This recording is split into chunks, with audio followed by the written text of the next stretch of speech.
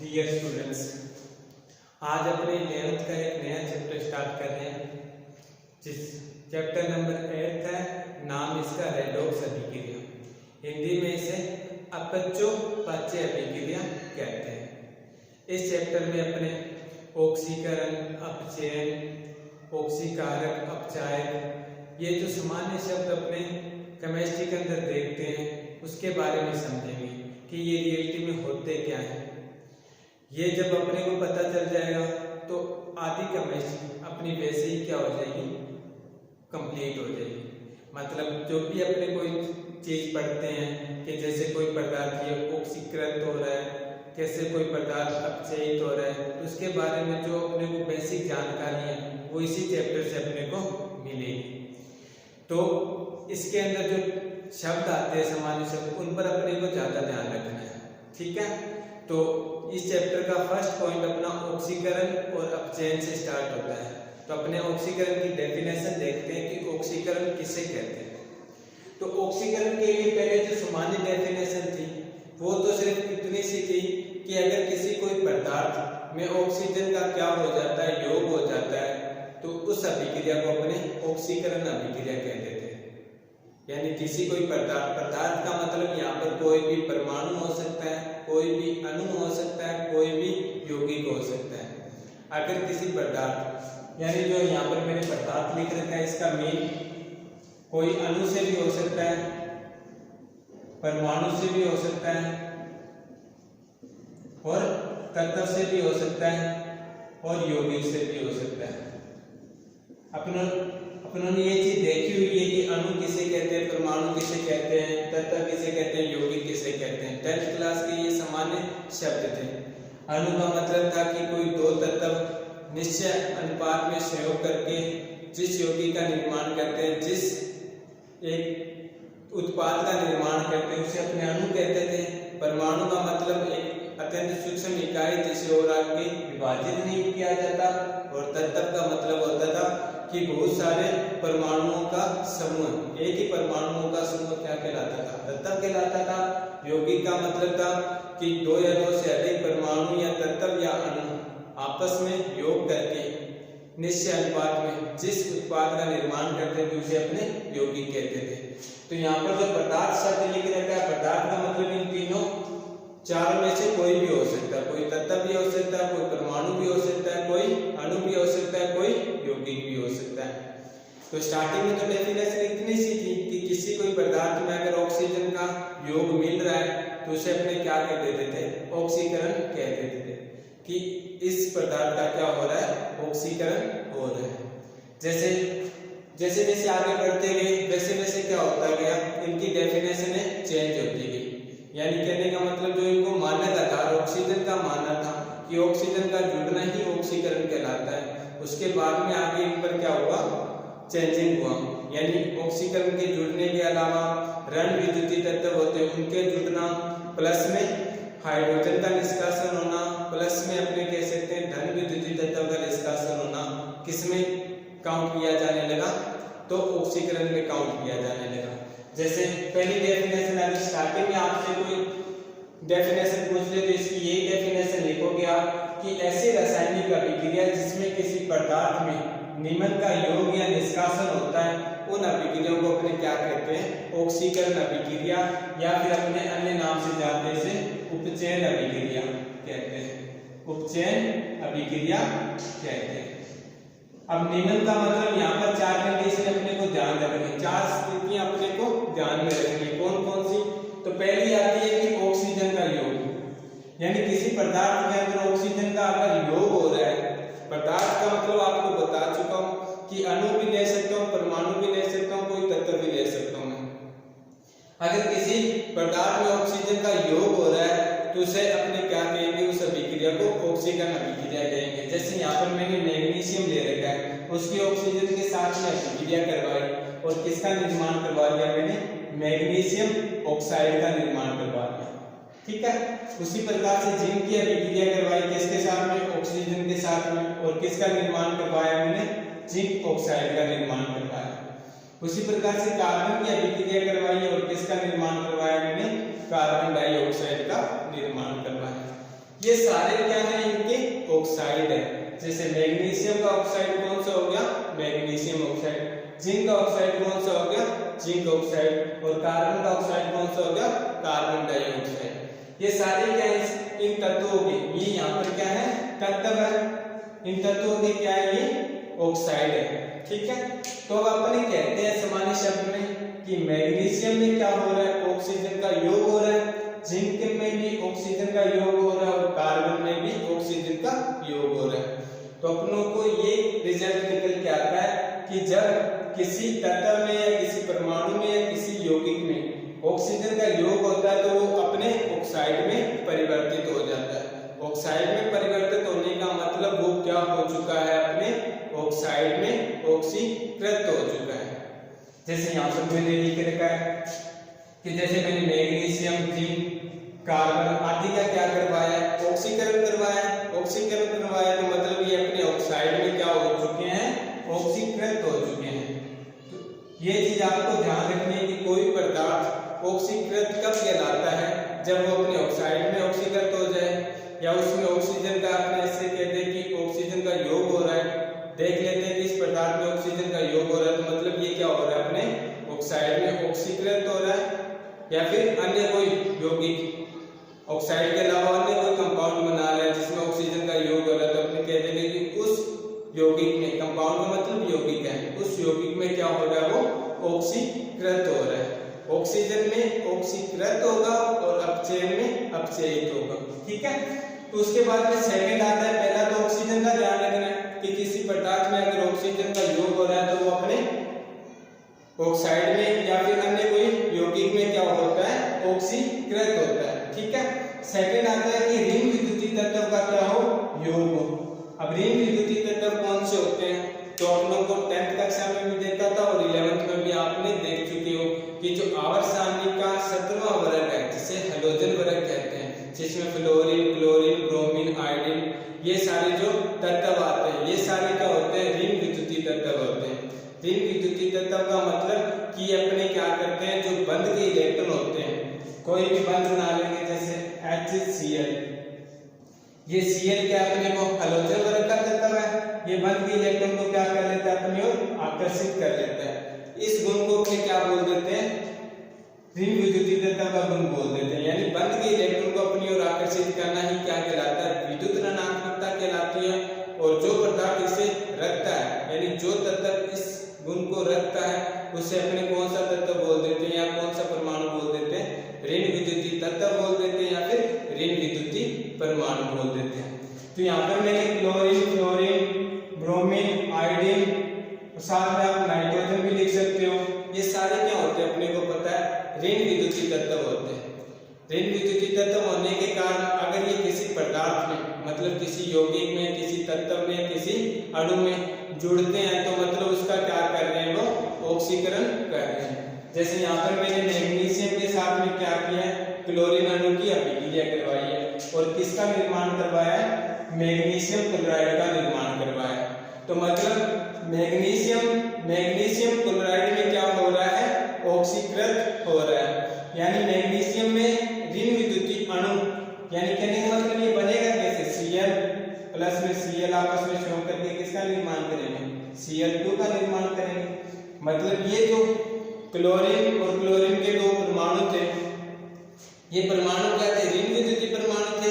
और ऋण विद्युतीय परमाणु से जिस अणु का निर्माण हुआ वो भी कौन सा होगा, ऋण विद्युतीय अणु होगा। और ये जुड़ेंगे कैसे, अपने को पता है कि इस टाइप से जुड़ेंगे, MgCl और Cl। यानी ये क्या करेंगे, बंध के इलेक्ट्रॉन को अपनी ओर आकर्षित करेंगे। अपनी ओर आकर्षित करेंगे तो मतलब ये कौन से परमाणु हुए, ऋण विद्युतीय परमाणु हुए। और ऋण विद्युतीय परमाणुओं का जुड़ना या फिर ऋण विद्युतीय परमाणु के समूह जिसे अपने तत्व कहते हैं का जुड़ना ही क्या कहलाता है, ऑक्सीकरण कहलाता है। तो यहाँ पर जो मैग्नीशियम है उसके अंदर Cl2 जुड़ रहा है, मतलब ऋण विद्युतीय तत्वों का क्या हो रहा है, योग हो रहा है।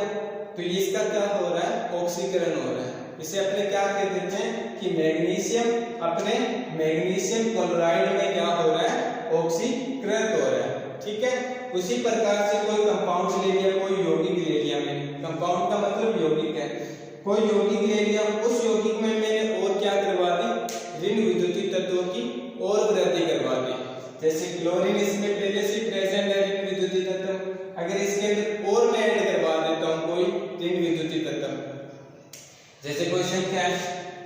FeCl2। यहाँ पर मतलब कहने का मतलब है कि क्लोरीन जो ऋण विद्युतीय परमाणु है वो फेरस के साथ में पहले से ऐड हुआ है, मतलब योग हुआ है इनमें। लेकिन अगर इस क्लोरीन परमाणु की संख्या में अगर मैं और वृद्धि करता हूँ तो भी इसे मैं क्या बोलूंगा कि उसका क्या हो रहा है, ऑक्सीकरण हो रहा है। जैसे यहाँ पर मैंने फेरस क्लोराइड लिया है, इसे क्या बोलूंगा मैं, फेरस क्लोराइड, फेरस क्लोराइड। अब ये जो फेरस क्लोराइड मैंने यूज किया है, इस फेरस क्लोराइड के अंदर मैं एक क्लोरीन अणु का और योग करा रहा हूँ और इसे जोड़ रहा हूँ।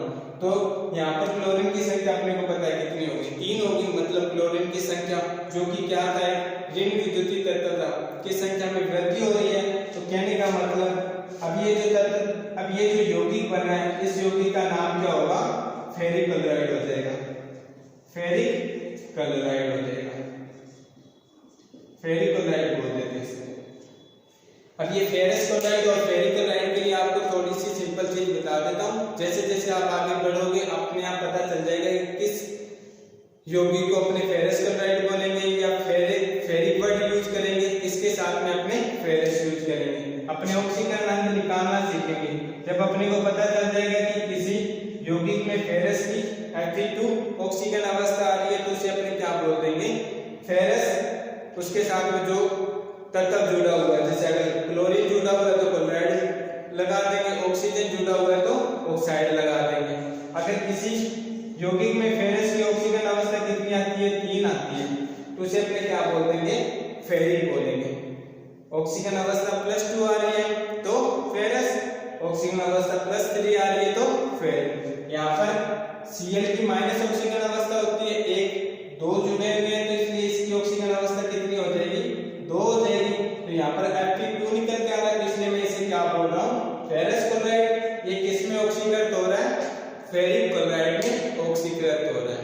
तो ठीक है, ये चीज ध्यान रखना, किसी तत्व में ऋण विद्युतीय तत्व का जुड़ना या फिर किसी यौगिक में जो पहले से ही क्या उसमें ऋण विद्युतीय तत्व है और ऋण विद्युतीय तत्वों का क्या होना, वृद्धि होना, क्या कहलाता है, ऑक्सीकरण कहलाता है। जैसे यहाँ पर मैंने लिख रखा है कि मैग्नीशियम के साथ में सोडियम की और अभिक्रिया करवा के दिखा दी क्लोरीन के साथ में, और किसका निर्माण कर लिया, सोडियम क्लोराइड का निर्माण कर लिया। इसमें हो क्या रहा है, तो यहाँ पर मैंने ब्रैकेट में लिख दिया कि मैग्नीशियम और सोडियम अपने क्लोराइड में क्या हो रहे हैं, ऑक्सीकृत हो रहे हैं। और जो यहाँ पर मैंने फेरस क्लोराइड लिया था उसके अंदर क्लोरीन परमाणु जो ऋण विद्युतीय परमाणु था उसकी और वृद्धि करवा दी मैंने। मतलब यहाँ पर 2 थे, यहाँ पर मैंने 3 कर दिया, मतलब ऋण विद्युतीय तत्वों में वृद्धि की है। तो मतलब इसका भी क्या हो रहा है, ऑक्सीकरण हो रहा है। तो ऐसे बोलूंगा कि जो फेरस क्लोराइड है वो फेरिक क्लोराइड में ऑक्सीकृत हो रहा है, ऑक्सीकृत हो रहा है। ठीक है, 2 कंडीशन अपनों ने देख ली। थर्ड कंडीशन आती है कि किसी यौगिक में से हाइड्रोजन का निष्कासन होना।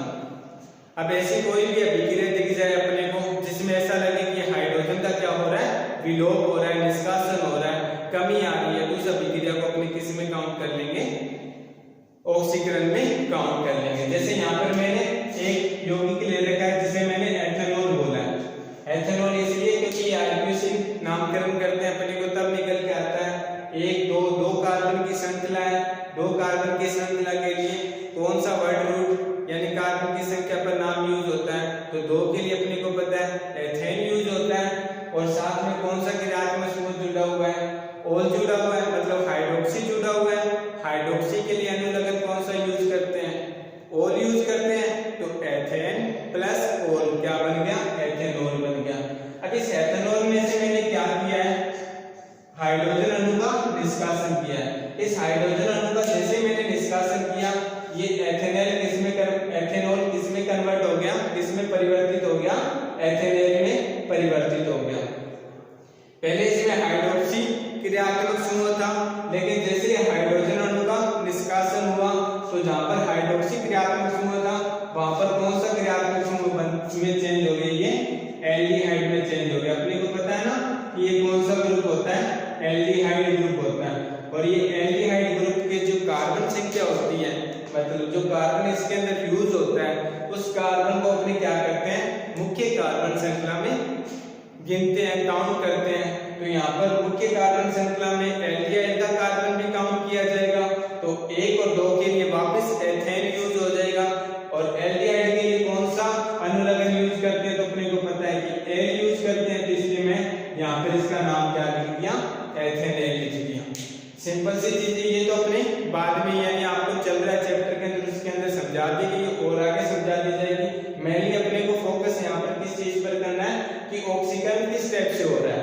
तो यहाँ पर मैंने लिखा है कि हाइड्रोजन का निष्कासन होना, मतलब एथेनॉल से अगर मैं 2 हाइड्रोजन को निष्कासित कर देता हूँ, 2 हाइड्रोजन को मैं H2 मतलब हाइड्रोजन गैस के रूप में निष्कासित कर रहा हूँ, या फिर आप परमाणु के रूप में भी निष्कासित कर सकते हो, कोई प्रॉब्लम नहीं, ठीक है। तो जैसे 2 हाइड्रोजन की मैंने निष्कासन किया तो वो किस में कन्वर्ट हो गया, एथेनॉल में कन्वर्ट हो गया। मतलब यहाँ पर हाइड्रोजन की संख्या 6 थी, यहाँ पर हाइड्रोजन की संख्या 4 है। हाइड्रोजन का निष्कासन होना मतलब हाइड्रोजन की संख्या में कमी आना, और हाइड्रोजन की संख्या में कमी आना तो मतलब इसका क्या होगा, ऑक्सीकरण हो रहा है। अब ऐसे कह सकता हूं मैं कि एथेनेल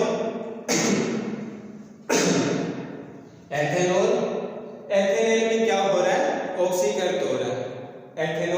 एथेनेल में क्या हो रहा है, ऑक्सीकृत हो रहा है। क्यों हो रहा है, तो क्योंकि इसके हाइड्रोजन की जो संख्या थी उसमें क्या आ रही है, कमी आ रही है। कमी आने का मतलब हाइड्रोजन का क्या हो रहा है, निष्कासन हो रहा है।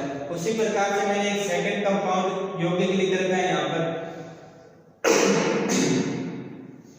Propane two all. Propane two all क्यों लिखा है, तो 1 2 3 कार्बन के लिए प्रोपेन यूज करते हैं, 3 कार्बन के लिए कौन सी वर्ड रूट मतलब कार्बन की संख्या 3 पर कौन सा आता है, मेथ एच प्रोप आता है, तो प्रोप यूज कर दिया। संदर्भ हाइड्रोकार्बन श्रृंखला है तो प्रोपेन लगा दिया, और 2 नंबर पर क्या जुड़ा हुआ है अपना हाइड्रोक्सी समूह जुड़ा हुआ है, तो हाइड्रोक्सी समूह के लिए कौन सा अनुलग्न यूज करते हैं, ऑल करते हैं, तो इसलिए मैंने इसे प्रोपेन टू ऑल लिख लिया।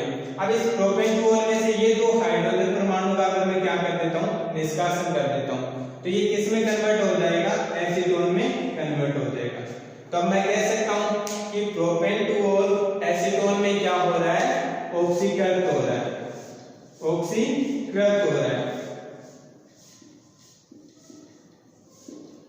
ठीक है।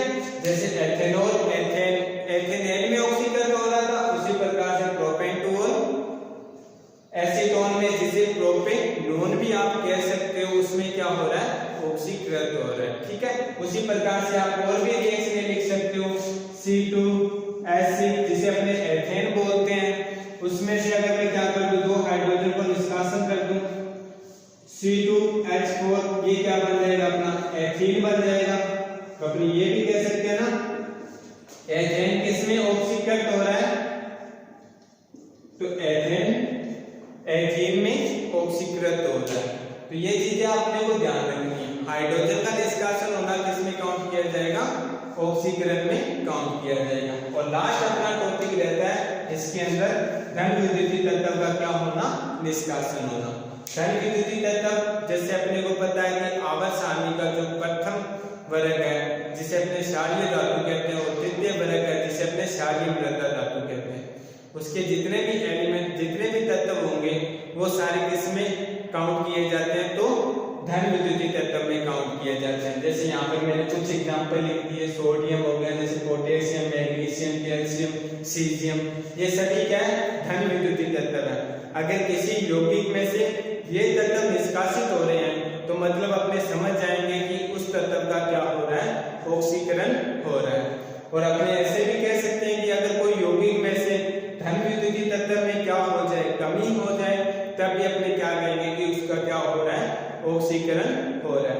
जैसे फॉर एग्जांपल यहाँ पर मैंने पोटेशियम आयोडाइड की अभिक्रिया करवाई है, किसके साथ में, हाइड्रोजन पेरोक्साइड के साथ में। इसे हाइड्रोजन पेरोक्साइड बोलते हैं और इसे पोटेशियम आयोडाइड कहते हैं। जैसे अभिक्रिया करवाई तो जो ये पोटेशियम आयोडाइड था वो किसमें परिवर्तित हो गया, पोटेशियम हाइड्रोक्साइड में, प्लस में आयोडीन का अणु निकल गया। यहाँ पर आयोडीन के साथ में एक धन विद्युतीय तत्व कौन सा जुड़ा हुआ था, तो आयोडीन के साथ में पोटेशियम धन विद्युतीय तत्व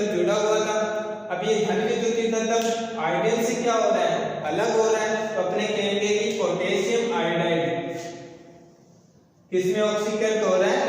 आयोडीन में ऑक्सीकृत हो रहा है। देखो मैंने ऊपर लिखा है कि धन विद्युतीय तत्व का क्या होना? निष्कासन होना। धन विद्युतीय तत्व है किसमें? पोटेशियम आयोडाइड में है और आयोडीन के साथ में जुड़ा हुआ अपने को पता है पोटेशियम। अब इधर देख रहे हैं तो यहाँ पर I2 बन रहा है, मतलब आयोडीन बन रहा है। तो ये पोटेशियम आयोडाइड किसमें ऑक्सीकृत हो गया? I2 मतलब आयोडीन में ऑक्सीकृत हो गया।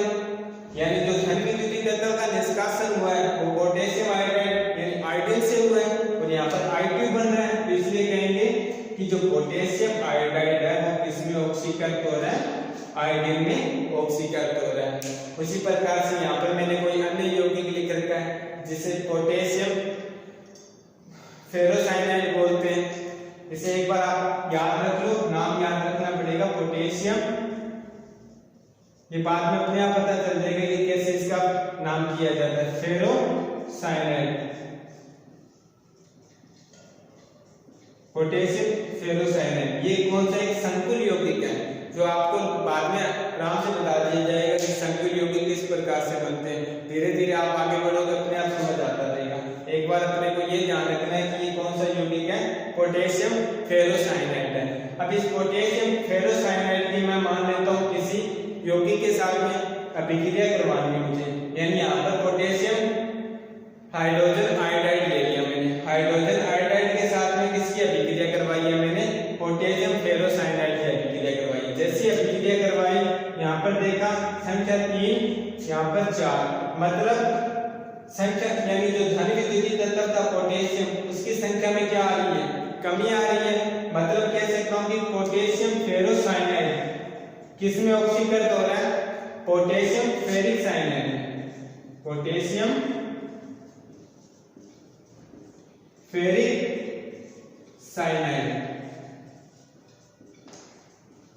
पोटेशियम फेरिक साइनाइड में क्या हो रहा है? तो ऑक्सीकृत हो रहा है, ऑक्सीकृत हो रहा है। ठीक है, ये चार चीजें अपने को ध्यान रखनी है। जैसे ये चार चीजें अपने को पता चल गई ना, अगली जो अपचयन की अभिक्रिया है उसमें अपने को प्रॉब्लम नहीं आएगी, जस्ट इसकी अपोजिट ही है। इसलिए मैं बहुत ज्यादा टाइम लगा के आपको बता रहा हूं। पहला ऑक्सीजन का योग, सेकंड अपना ध्यान रखना है ऋण विद्युतीय तत्व का योग, थर्ड ध्यान रखना है हाइड्रोजन का निष्कासन और फोर्थ ध्यान रखना है धन विद्युतीय तत्व का निष्कासन। इस चीज के यानी ये यौगिक अगर आपको हार्ड लग रहा है तो एक बार अपने को ये याद रखो, इसको मत याद रखो। ये बाद में आपको जैसे जैसे आगे चलोगे अपने आप पता चल जाएगा कि किस प्रकार के भी यौगिक बनते हैं, कैसे बनते हैं। ठीक है, तो यहाँ तक अपना ऑक्सीकरण कंप्लीट होता है। नेक्स्ट क्लास में अपने अपचयन और अन्य चीजों के बारे में देखेंगे। Thank you.